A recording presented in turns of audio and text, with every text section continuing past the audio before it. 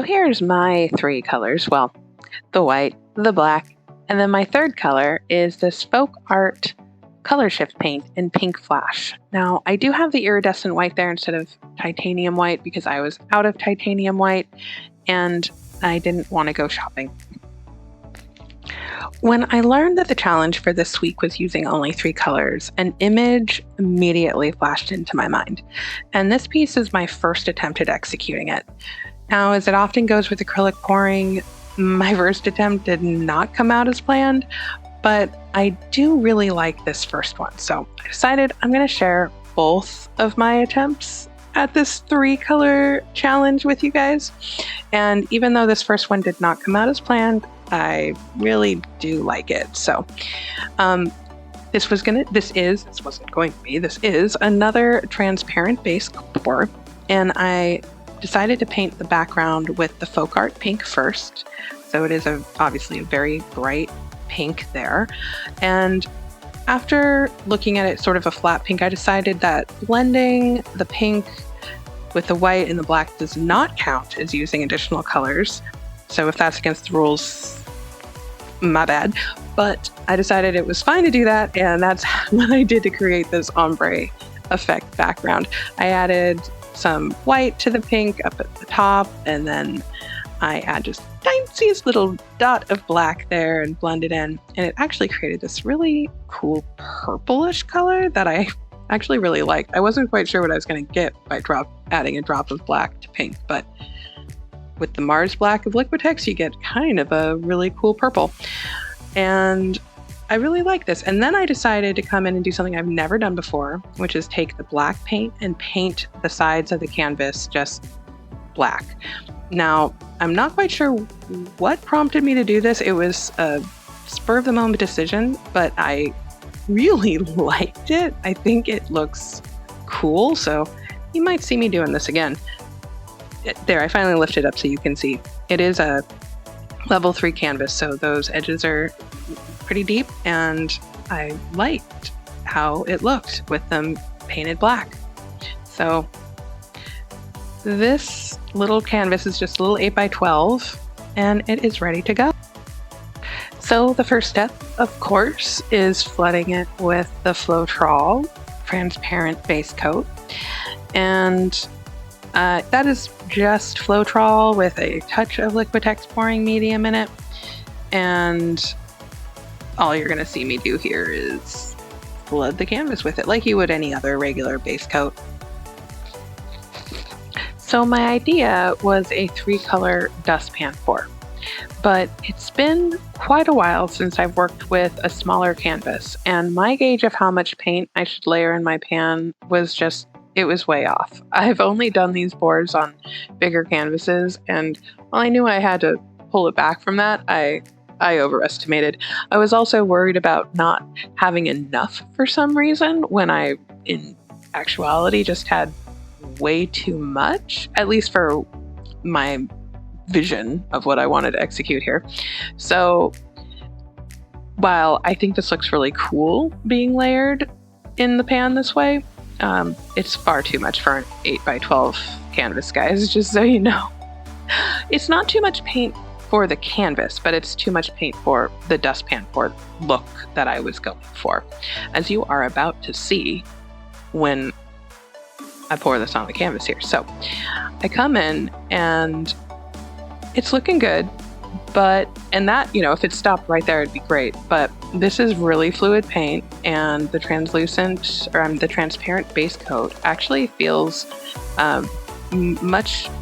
it's more fluid than, in my opinion, than a base coat with color in it.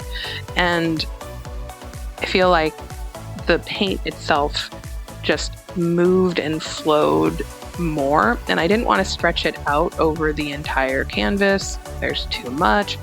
So this paint is still moving, it's still flowing, and so I just decided to go in and create some cool swirls and effects.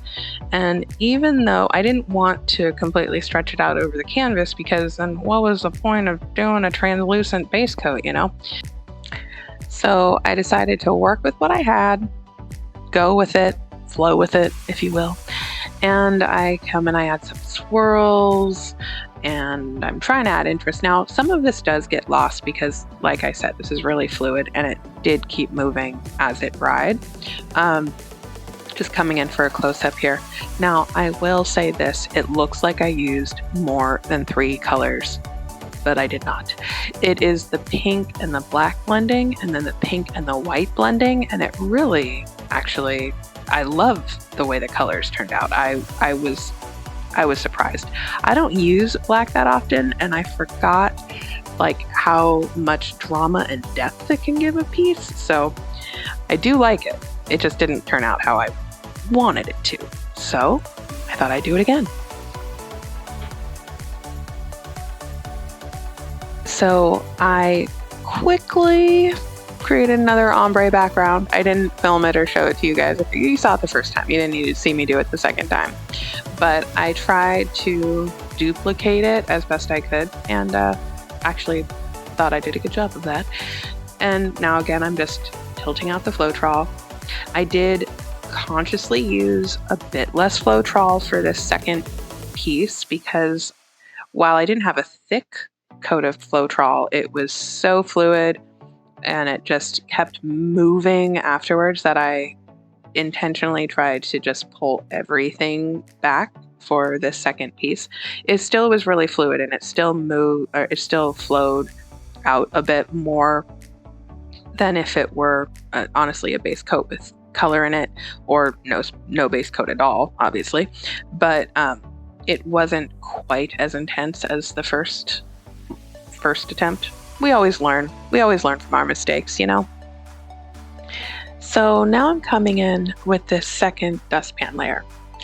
For the second round, I am trying to use less paint in each layer itself, and I'm also using less layers. I still have a lot of layers, but it is less than the first round.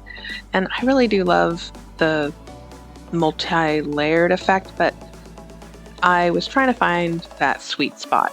Now, if I had time, I think I would try to do this piece a third time and really find that sweet spot with the right amount of paint and the right amount of layers. But I really didn't want to overwhelm the canvas this time. So I do think that dustpan pours work better on a larger canvas, mostly because you have more area to play with, but this piece is proof that you can do one with a smaller canvas if you just put your mind to it. So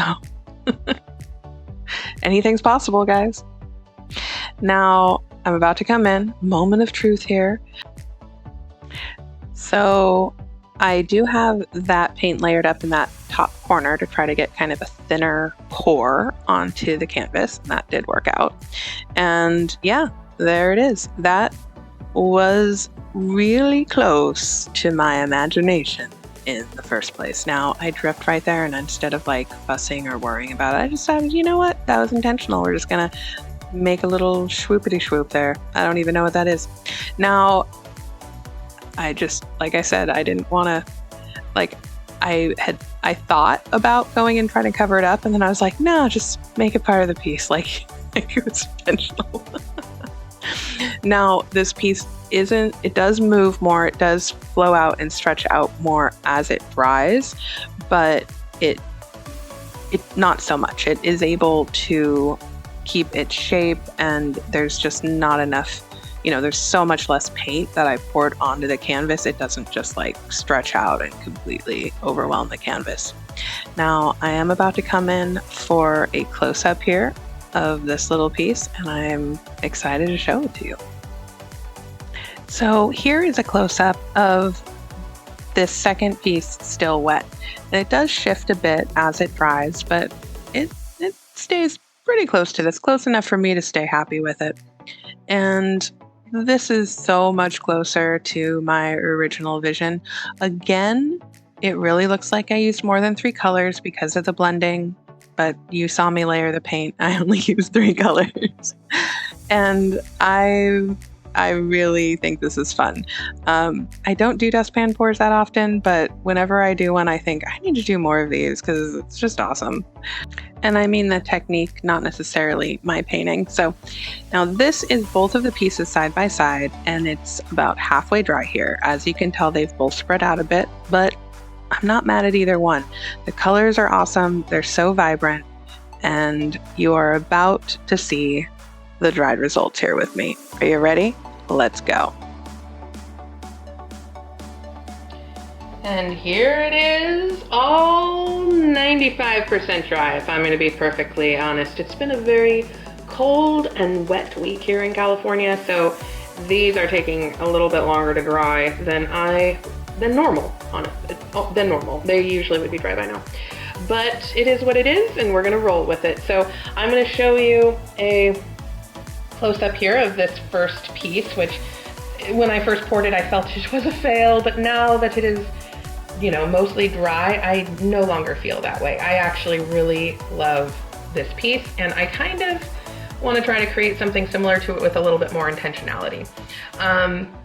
I wasn't expecting to see any pearls in here. I feel like that, I mean, these aren't like true pearls, but they're like wannabe pearls, and I feel that that is being caused by the Liquitex pouring medium, something I will remember for next time. So this piece felt disappointing in the moment that I poured it, but I am no longer feeling disappointed in it. I really, really love this like cool shading shadow effect that is kind of created with the transparent base coat. So I'm looking forward to it being 100% dry, but it is going to be fine. Now let's come over to the vision piece here. So this one I really do like, and it is not exactly, you know, as I envisioned, but when is an acrylic pour ever exactly what you envisioned? So thank you, Christine, for this 3-color challenge of a challenge. It wasn't quite a challenge, but I had a lot of fun with it. I will say it does feel like I used more than 3 colors, but that is all shading, and it is what it is. I really like it.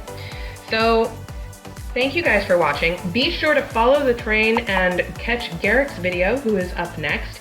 And if you haven't had a chance to watch all of the other amazing artists, please go into my description and there will be links or a playlist to everyone's videos. So as always, thank you so much for watching. You know I appreciate it, and I will see you guys next time. Bye-bye.